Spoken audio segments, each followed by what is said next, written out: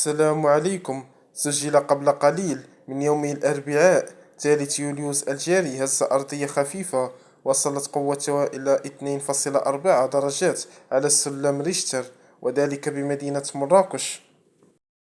وقد أكد مجموعة من السكان تلات يعقوب وأحياء المسيرة والمحاميد أنهم أحسوا قبل قليل اليوم بهزة أرضية خفيفة خلفت رعبا وخوفا في وجه الساكنة.